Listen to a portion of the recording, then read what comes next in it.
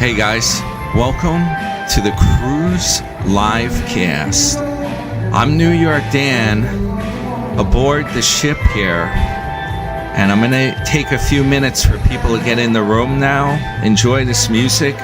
This guy was performing on the cruise ship. He was doing a great job. I'm like, this would be perfect for the livecast.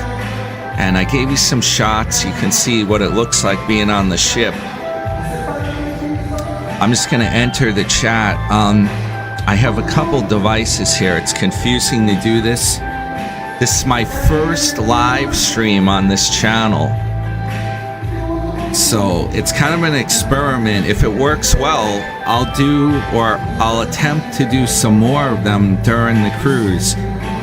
It's a matter of having enough signal to be able to pull this off. Let me see here. I'll be back in a minute. Let's wait for some to assemble.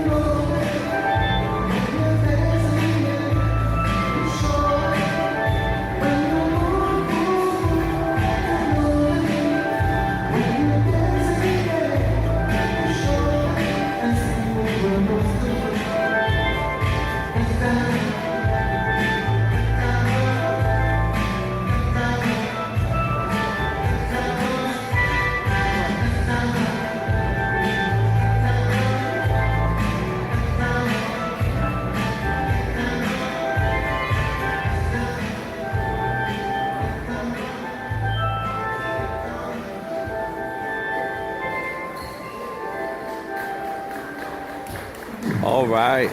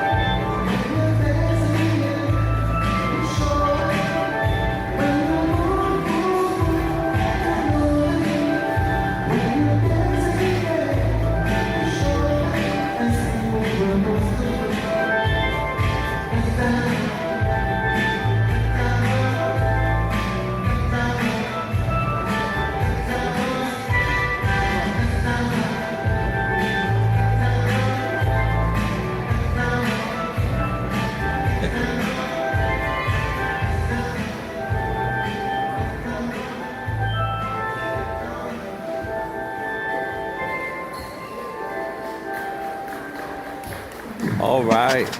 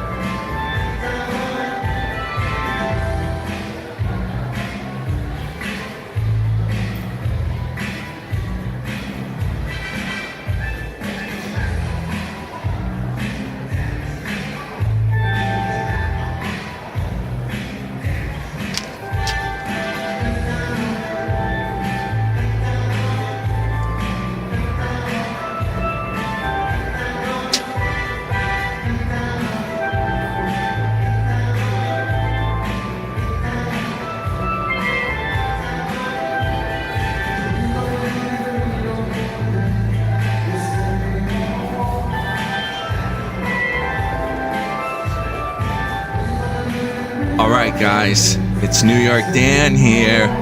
I think this may actually be working. I was trying to check my feed and make sure everything's good before I start. It seems like the audio's working. It's amazing I can even do this. It's the first live stream I've done on this channel. It's a bit confusing to set up. But with everything assumed to be working,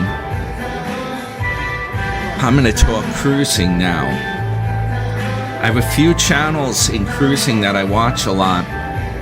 One is Tony from La Lido Loco. He's got a great cruise channel. He does cruise news every day. I'm giving a shout out to his subscribers if anyone joins us or watches this later. These live streams become a regular video later on in the day after YouTube processes it. So if people are like at work or something like that when we're doing it live, they can check it later on in the evening. Another channel that's all about cruising is Don's Family Vacations. These guys are huge. They have well over 100,000 subscribers. They do some great content if anyone likes going on cruise. There's one other one, if you're into gambling.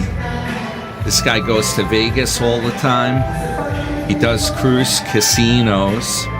He's actually been in the same casino that's aboard my ship. His channel's called Danny the Medic, and he reviews food and travel. And basically, he's into like the casinos and gambling. Now I'm gonna try to stay out of the casino and enjoy this cruise a bit. You can get sucked into playing there the whole time. It's kind of a bad scene. And this cruise in particular, there are a lot of gamblers on board because it's been given out for free to entice them to play in the casino. That's right, if you play enough, and you earn enough points in the cruise ship casino, you will get offers for free cruises. The whole thing is, here's my advice. If you do go on the cruise and you go to the casino, go to it's called the casino cage. It's like where the cashier is. Usually there, sometimes they set up a player's desk, just like a podium with a notebook computer, and the host is there as well. They possibly could help you at that desk. But in any event, what you got to get, you got to establish a player's card. This is known as a comp card in casinos, and they give it out for free. A lot of people don't realize this. You simply need to ask for it and give them some information, and they create the account and they give you a card. Now, when you're on the cruise ship, it's actually linked to your room key. That's right, you have a mag strip, a cruise card, and that becomes your player's card. Carnival's casino, it's called the what do they call? VFIP? VIFP. They call it very important fun person instead of VIP. That's their players club, and they will link it right to your room card. All right. Then when you do the machines or the table, you simply give them your player's card, or you put it in the machine, and it keeps track of all the gameplay that you're doing automatically. And this builds points, and you can get stuff once you get in. If you're a serious gambler, I don't recommend this, because most of the time it costs a lot more than the cruise.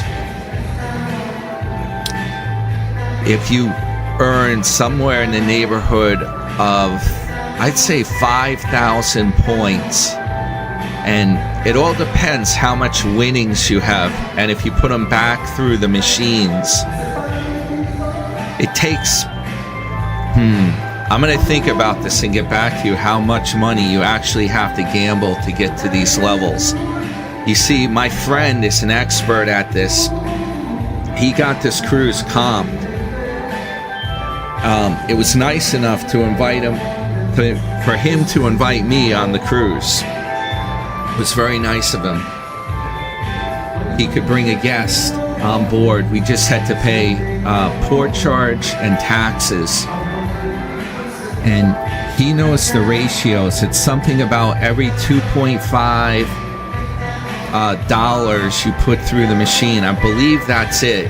But you know how it is. They keep getting more and more stingy. After COVID, they were trying to entice people to come on the cruise, so they would make it a little more generous. But I believe they're tightening it up a bit. So every 2.5 dollars, let's just assume, you get 1 point. So if you get around 4,000 to 5,000 points, you start getting free offers. Now, it's just insane. I've talked to some people in the casino that they get something like 11,000 points when they cruise. That's how much gameplay they do. If you get up to those levels, you can then see the casino host, and they will set you up with free stuff on the cruise. I'm talking about the upcharge restaurants, such as the steakhouse. Usually that'll cost you like $100 upcharge, something along those lines, to bring 2 people to the steakhouse. Well, you can get it comped if you play enough. Get a free steakhouse. And then if you get to their, this is real top tier, if you get this elite status, they are actually paying for an excursion on this cruise, up to $150 excursion. So it's very generous of them. But, you know, it depends how, if you're losing a lot of money in the casino, you'd be better off just paying for this stuff directly. You'd come out ahead of the game. All right.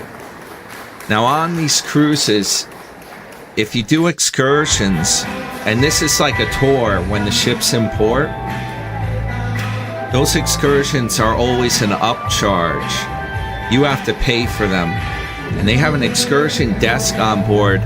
You can book them right on the cruise. Usually there's availability. They do let you book some of them ahead of time if you really want to, if you're concerned about missing it, having a sell out. You can actually book it before you go on the cruise. It's pretty cool. A lot of people try to be cheap and they book a private excursion, right?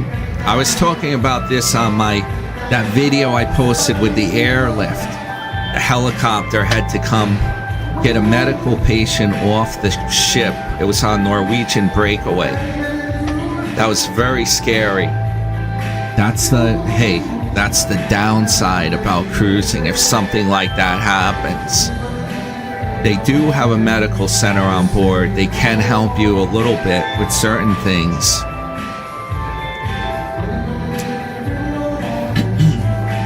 But, it happens. But yeah, when I was doing that, I mentioned these private excursions, all the risk is on you. You can save money with them. Sometimes the cruise ship is upcharging you a lot of money for the excursion. You may be paying $100 for 2 people to go on a cruise-backed excursion when you can simply get like a taxi or a local tour guide to do the same tour for 2 people, and he'll only charge maybe like $30 a person, something like that. So it's like risk versus reward. Now here's the problem. If you book the private excursion, if something happens and you can't get back to the ship, and the ships usually are in port one day and then they leave, then you could miss the ship and be stuck in whatever, it's considered a foreign country if you're in the Caribbean island, unless it's the United States territory. So it can become very tricky. If you want to, also here's the problem, if you book the private excursion, when you're traveling, I don't know if you guys get nervous, but with me, I start stressing if I'm on a trip. I'm in a foreign place. It's somewhere you may have never been here before in your life, and you're on this tour. You're going to be worried the whole time about getting back to the ship. What if the tour guide has a problem with his vehicle? In the Caribbean, a lot of the vehicles are pretty old. The reliability may be questionable. If something goes wrong, you could end up being stuck there and have to fly, possibly, if you're lucky enough, to the next port and catch the ship. Or it could scrap your vacation if you can't get a flight. You may miss a lot of your cruise. Also, that medical evacuation, the whole thing is, that delayed the cruise ship. They had to go off course, and they had to get to the nearest land, which happened to be Dominican Republic. And a cruise ship's not a jet plane. It takes a long time for it to travel. The captain said he was going full throttle, basically, full steam ahead. And he said we just lost too much time going over by Dominican Republic. We're not going to be able to make it. We were supposed to go to Aruba. Believe it or not, on that cruise, we were supposed to go for 2 nights in Aruba. 2 days, I believe. 2 days, maybe an overnight. We get there early in the morning. You have the whole day. You sleep on the ship just like a floating hotel at the dock. And then you're there the whole next day, and then it leaves in the evening. So we had a series of bad luck. What happened, I went on that cruise in January. So it was wintertime in New York. It left from Manhattan. There was a bad storm, a bomb cyclone, they called it. I don't know, low pressure system. They called it a bomb for whatever reason. It was a very bad wind, rainstorm, and snow even up here. And unfortunately, the cruise ship, it was headed back to Manhattan when the storm was going on. And the weather was so bad here. I guess it got in pretty early. I think it headed back even earlier than it was supposed to, but because the storm was going on, they couldn't leave on time. It got delayed. I think there was even a little bit of damage to the ship they had to clean up. So there was actually a delay. All right, so we got on the cruise and the captain said he was going to put the pedal to the metal and try to get us to Aruba. Well, that was one of our stops, just to be clear. We were stopping at several Caribbean islands on that cruise. It was a pretty long cruise. It may have been 2 weeks. So anyway, because of the conditions, the weather conditions, and the speed of the ship, we were already late for Aruba as far as our time schedule went. When we got down to the Caribbean, the captain made an announcement. He said, we're only going to be able to make 1 day in Aruba now. We lost too much time. So everyone was kind of bummed out about that. And they do refund you. They usually give you something back. Right. They'll give you a cruise credit or some kind of freebie if that happens. Well, that's when the next day, the medical event happened, and we had to go near Dominican Republic. So after that, the captain came on and he said, we are not going to be able to make Aruba at all. It's off the itinerary.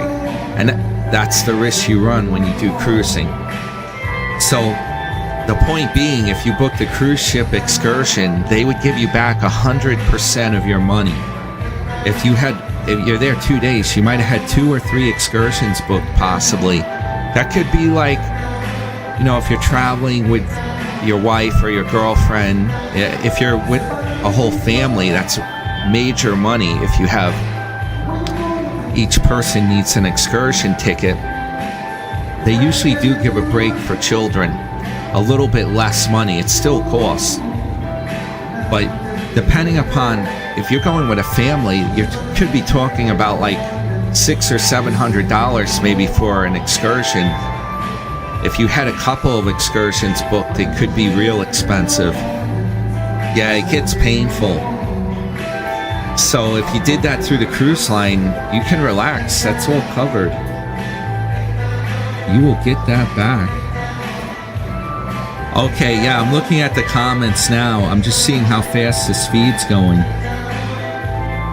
Seems to be working. Richard Merkel. Hi, Dan. Looking good. The best cruise I ever watched in my life. Yeah, I'm sure Sarasota's going to be saying that on his cruise. He's going to be going to that coffee machine and getting the free coffee. Be raving about it. Best coffee I ever drank in my life. Am I with am I with Timmy? Believe it or not, the cruise that Tim's going on is a very expensive cruise. I try to avoid, he's going on Royal Caribbean, okay? For whatever reason, that cruise line is always very expensive. And I don't think you really get anything extra for what you're paying. It's really strange how, I don't know what lures people to them.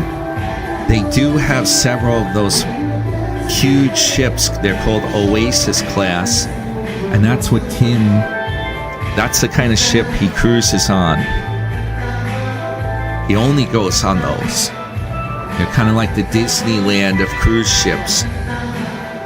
It's more like being at the mall. They have an open area in the middle where they have a lot of greenery. It looks like you're in a garden. You can walk around and you're kind of outdoors. You get fresh air comes in there. But you kind of miss out on the experience of being on a real cruise. That's what I feel if you go on Oasis class. And Royal's smaller ships, I don't think they're really anything to brag about. I think Tim, he just is afraid to try something new. I think really what's going on, Miss Tammy talks, she's giving the orders, and she's hell-bent on this Royal Caribbean Oasis. I have a feeling she's picking it out. He's along for the ride, basically. And maybe she's afraid to go on a smaller ship. But really, if you're cruising in around Florida or Bahamas, Caribbean, the waters are usually pretty calm. You don't have to be afraid of a smaller ship down there. I'm the one that's got to watch it, because when you cruise from Manhattan, you're going through the Atlantic, and that's where it can usually get pretty choppy. You can get a storm. I've been through some bad storms on cruise ships. I've been through them. And yeah, you might have trouble sleeping if the ship's rolling around. It depends how sensitive you are to seasickness. Let me go over some comments here. I'll get back to the topics. Let's see. Oh, does that singer know only one song? I apologize for that. You see, the thing is, I was on deck and he was performing before, and I'm like, I need this to do my live stream. I filmed him, and I filmed some shots. You see the water going by and stuff like that. And then what I did is, I have my notebook computer with me, and I put them on here to set it up with the mic and do the live stream. I was afraid if I do the thing up from deck, up on deck, a lot of people are going to be watching me. I'm not going to be able to be very stealth. I'm in the cabin doing this right now. My balcony cabin. Being up on deck, if I have the computer, it's hard to read stuff it's pretty sunny out now. It's getting there. So yeah, I figured I'd give you guys something to look at. But guess what? You're gonna see everything in high quality video. I'm gonna be posting it on the channel. I'll be putting more up this afternoon, more of the actual cruise footage. You'll get to see it all. I even brought an extra camera with me, a Sony camera. It's a mini cam. It can do 4K. I'll see if I'll try out a little 4K with it. The only downside to that, if I want to upload it, the higher resolution you go, the more complicated it gets and the longer it takes. Let's see, what else do we have here? All right. Yeah, they want to know if Sarasota. Yeah, he's going on his cruise soon. He keeps talking about it. He said he's buying board shorts. I don't know. Hey, they have a flow rider on board. That's where you go surfing, and it's a pretty neat contraption. By the way, guys, I've actually been on the Oasis class Royal Caribbean. I've been on Harmony of the Seas. Not this past winter, but the winter before. My sister picked the cruise out, and I was cringing about it. I'm like, can't you do another cruise line? Why do you gotta do Harmony of the Seas, that Royal Caribbean? Why you gotta do that? She has a family, right? And my nephews, they're like, oh, we like all the stuff on board, the flow rider, the slide. Oh, it's a big cruise ship. I think my nephew, twisted my sister's arm to do the Royal Caribbean. But I did go on it. That's how I know about this ship. I know what it's like going on board. But let me tell you, I was cringing at the price. Okay, when I went with my sister's family, I got my own cabin. I got a very small cabin. It was almost like a closet. It did have a decent, shower. It is luxurious also, even though the cabin is small.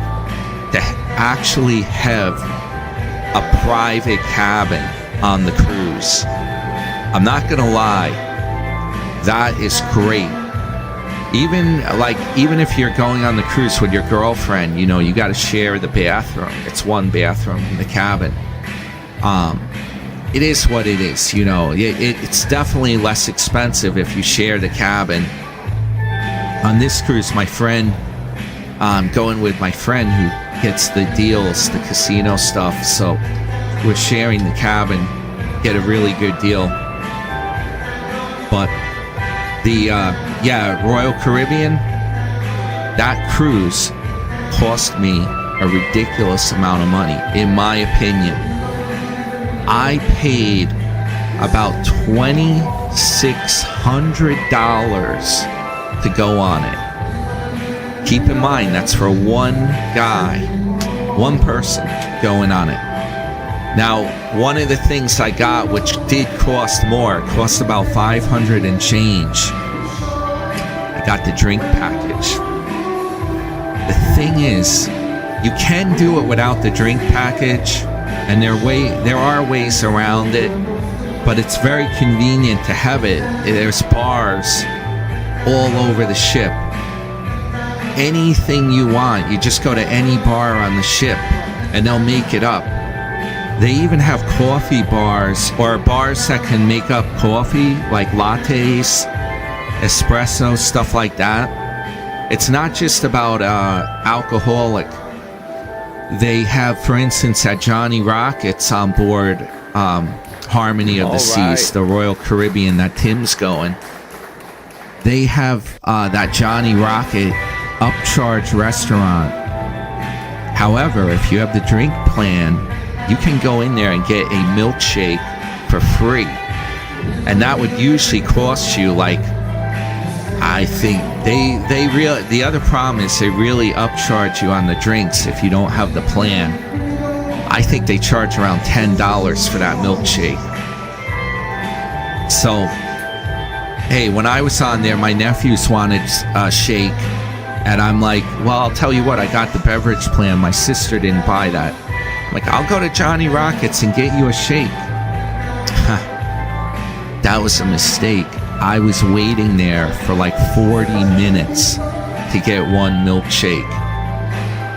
That's the problem with those ships. I like the small ships better, to be honest with you. Okay, yeah. I see these comments. Portola 45. I avoid Carnival. Ghetto. Well, it's kind of got a stereotype, a reputation. The thing is, I'm going to tell you, if you go on a longer cruise, you tend to get a more upscale crowd, because these longer cruises cost a lot of money to go on. Well, relatively speaking, it's cheap compared to a land-based vacation to do the same kind of, to eat in restaurants, fancy restaurants, to go for so many days, to stay at hotels, resorts, It's not, when you're on the cruise ship, it's not like you're at Motel 6. This is like being at a resort hotel. Not just even those hotels like Hampton Inn, Travel Lodge, those kind of things. It's even better than that. It's better than the Hilton, unless you're at possibly a Hilton resort that's on the beach, or a special kind of hotel like that. You get a lot of amenities. So it's a good value. But yeah, the crowd, I was going to address that when people think Carnival's ghetto. If you go on some of the shorter cruises, they're only maybe 4 days, 5 days. From Miami, they have a lot of Carnival cruises. You see, if you're down by the Bahamas, you can do a short cruise. It's easy to do. You're already close enough. It takes you leave at night, and the next day you're right at the island. You can't do that from the Northeast, like New York. They cruise out of Bayonne, New Jersey, Manhattan, Brooklyn, Boston, Baltimore, All right. Norfolk, Virginia. They have all these ports. A lot of them are shared with like industrial shipping as well, like cargo ship. But they usually have a cruise terminal, and you can go out of these ports and do a round trip. So it's kind of nice, but you got to allow a few extra days. These cruises get a little longer. I have heard though that some of the cruises, like out of, in the south, out of Miami or Florida or whatnot, that are short. Yeah, Carnival, you can get the crowd on board where they're going to be drinking excessively, and it may get a little rowdy. Not going to lie. But they do have excellent security on board. I mean, when you go on the cruise, there's so many people working on the ship. You're not going to be lacking anything. I really don't think you're going to be in any kind of danger. Everyone on board is usually really nice. I've never really had any problem on a cruise, and I've been on quite a few of them. I'd say you're going to have more of an issue doing a land-based vacation as far as security goes. You could get robbed. There's a lot of things could happen. I've heard a lot of people go to Mexico to a land-based resort. My girlfriend, her parents are big on this. I'm kind of afraid about it. There's been security issues there. You're on this land-based resort, but anyone can cross over and get into the resort. Really, it's not that secure. The cruise ship, they look out for you, and also they have a home base. It's kind of like being in the Navy almost. They have a home command center, and they monitor everything. If there's something going on at one of the local stops, one of their ports, they'll radio the ship, and they'll be like, you know what, don't pull in. I think this actually has happened to me on one of my cruises. We were supposed to go to Puerto Limon, Costa Rica, and I would have loved to have seen it. All right, our ship got close. I could see like the dock almost from the distance. We pulled into the harbor. All of a sudden, the captain came on the announcements. He said, we have to turn around, and we're going to spend the day at sea instead. He said it was because of low water level in the port. I don't necessarily believe that, because I'm a boater. I have experience with this stuff. I could see the shoreline, and it looked like the tide was pretty high. It looked pretty high to me. I think what was going on, something happened in the port that day. There was a security issue, and it wasn't safe for passengers to be walking around. Something was going on. So, hey, they look out for you. That's the thing when you're on these cruises. And yeah, I wouldn't worry about it being ghetto. I think you got to go with the value you're getting. And it's basically the shorter cruises have more younger people on them. The longer cruises have more retired people. And also, you have fun. You have a lot of fun on board. Hey, you know what? They have Virgin cruises. What is that called? Virgin Voyages. The Scarlet Lady. They cruise mainly out of Florida. They don't do New York. But the thing with that, it's an adults-only cruise. All right. I don't know why you really would want to go on an adults-only cruise.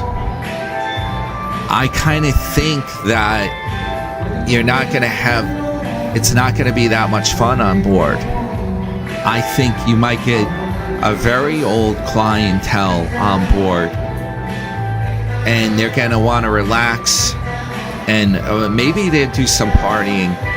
But you know what? is it so bad to have some kids on board the ship? It kind of livens things up, you know? Or have like younger people on board, you know? It just having like, if it's all people that are senior citizens, it might not be as fun. And here's the thing, even if you go on Carnival, there are places on the ship where you can get serenity. You can like read a book. You can have some privacy. There are plenty of places like that on the ship. And also it also supports my argument. Go on a smaller cruise ship. Believe it or not, going on Harmony of the Seas or Oasis class, Royal Caribbean, those are where you're going to have the most noise and the most rowdiness on the ship because there are so many people on board. I'd say going on a smaller Carnival ship would be more peaceful than going on these brand new mega ships. I really think that. Let's see. Oh, prove it's a balcony inside stateroom. Portello 45. Yeah, I actually posted a quick video yesterday. I showed the little cabin. Did I do it in short format? I think I did it that way. That's why you don't see it under the regular videos. You have to check for the shorts on my channel. Yeah, I filmed the cabin when we first walked in before my friend and I make a mess of it while you're living in a cramped little cabin for a couple of weeks. It's gonna be, it's tight. They're room stewards, so they do a real good job. They clean that cabin. They take care of stuff. It's pretty good. They're a lot more attentive than if you stay at a hotel.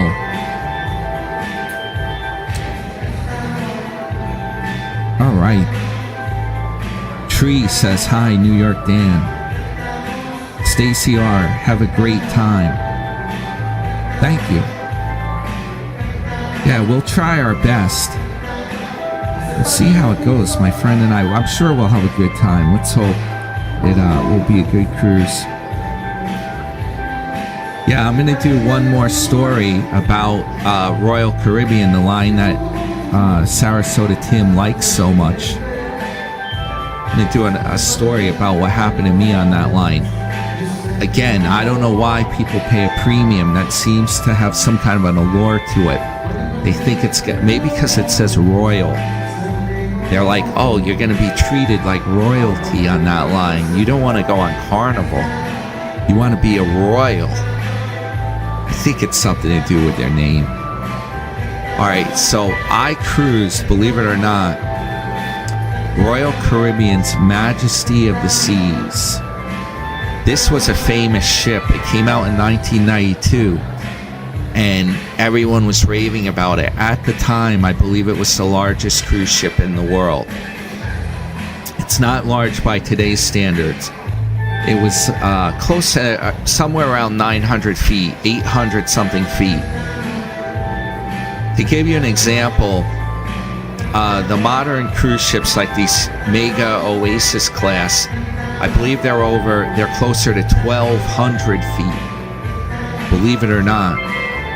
A small cruise ship, the older ones, like, you know, the Love Boat, Pacific Princess, that on that show? Yeah, that's a cool show. I know it's a silly show. I like watching the reruns of that. But it's cool. That ship, believe it or not, was originally only, I believe it was close to 600 feet. It may have even been 585, something like that, when it first came out. So amazingly enough, you can see these big cruise ships are like more than double, because they're also a lot wider. More than double the size of that thing. That original Pacific Princess. It's pretty amazing. So, yeah, Royal Caribbean. Okay, back to my story. I got to keep my thoughts straight on all this junk here.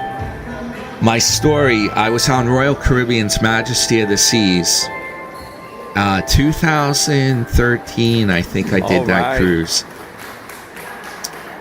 I was at their dining room, right? We went to the sit-down dinner. That's where you supposedly get the best food instead of the buffet. And they had us seated with other guests on that cruise. It's a little bit different today. You can get private seating with just your group or your family. But back then, we were sitting with a bunch of people at the table, and I was ordering from the menu, and I wanted to get a steak, right? My friend got a steak that I was cruising with my friend Greg in Florida. I'm like, I want to get a steak too. So we ordered those. When the food arrived, and they give you many things. You get appetizers. It's really good. When the food arrived though, I cut into my steak, and it had it seemed to have almost like A1 steak sauce on it, like the gravy. And it was kind of browned a bit. And I looked at it and I'm like, I don't know about this thing. So I cut into it. I realized that what I gotten is a piece of pork. It was not steak. My friends, I looked at his steak. His was the steak, you could tell. So I said to the waiter, I'm like, what is this steak that I got? I don't believe it is a steak. I think the kitchen got it mixed up. And believe it or not, the guy was arguing with me. He was saying, no, my friend, that's his steak. That's the steak. I'm like, wait, my other friend here, he's got steak. You can tell it's different. So I was doing that. I was telling him that. And then the guy chuckled a little bit. And he's like, okay. He took the plate and he went back and he got the steak for me. All right. That is a strange event. And that doesn't usually happen on a cruise. This was one of my first cruises. I didn't know everything going on. But I mean, that is ridiculous. I'm wondering, I was saying at the time, we were speculating that maybe he had a crew portion, a crew dinner that they had the pork. Maybe he wanted my steak. So he figured this guy's probably new to cruising. He's with his friend. Maybe he wouldn't know the difference. So maybe he gave me the crew dinner. He brought that out to me. And he kept the steak for it. He was trying to keep the steak for himself. It was a strange event. But that was on Royal Caribbean, believe it or not. So I've never had that happen on Carnival. The food on Carnival is pretty good. I'd say it's really good. And there's one thing to keep in mind. It also depends where you cruise from. If you cruise from a port like New York, there's a lot of restaurants around, and for whatever reason, the provisions seem to be pretty good. Don't ask me why, but I've been on cruises out of Miami, and the food hasn't been that good, to the point where you want to pay the upcharge and go to one of those specialty restaurants. Yep, believe it or not. And you would think Miami has good restaurants too. I don't know what the deal is. I think it's the provisions they load on board. Yeah, when you first get on the ship, if you peer over your balcony or the deck, you're going to see a bunch of forklifts bringing on huge containers of provisions onto the ship, driving them on, and they load up the whole ship with the provisions while you're at the cruise terminal. So my theory is, if you're in Manhattan, maybe you're getting very good provisions, maybe because they distribute them, a lot of restaurants there. But those cruises, I've never had to really say I want to do the upcharge, the restaurant.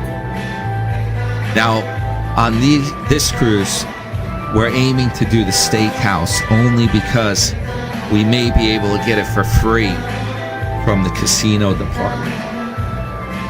So you'll see how that is, and I'll show you what the difference is on the food when I go there. I'll show you the differences. It's also, it's like going to a super fancy restaurant when you do like the upcharge restaurant, like the steakhouse. You know, you could, if you're with your girlfriend or your wife, you could get dressed up and, you know, pretend you're going to a 5-star restaurant on land. It's really good.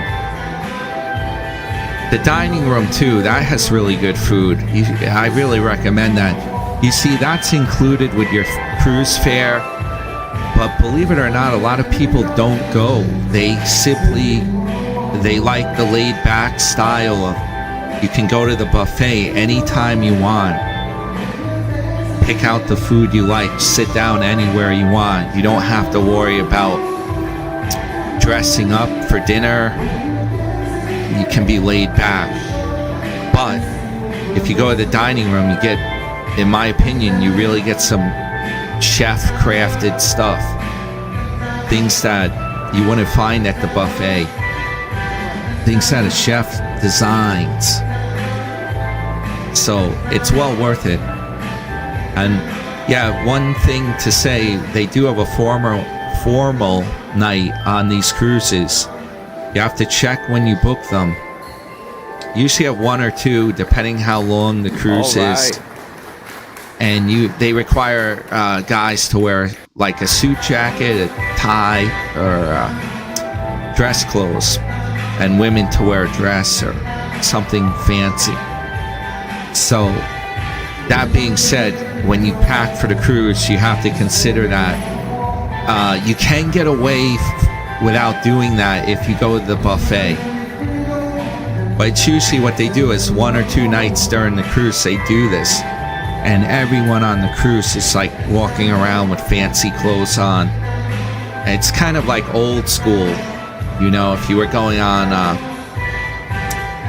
the old lines, like well, they had French line, they had the Normandy. These are vintage cruise ships. The United States, SS United States.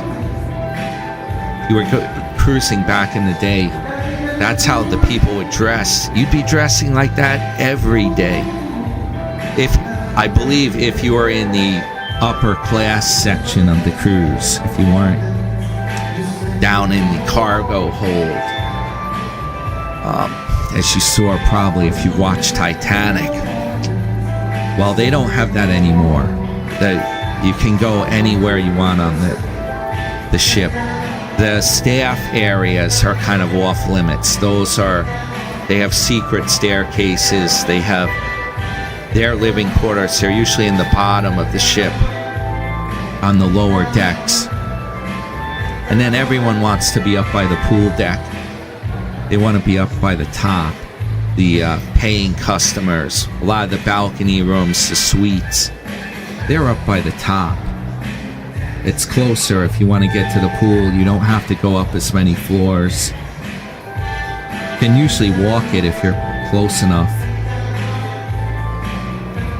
Well,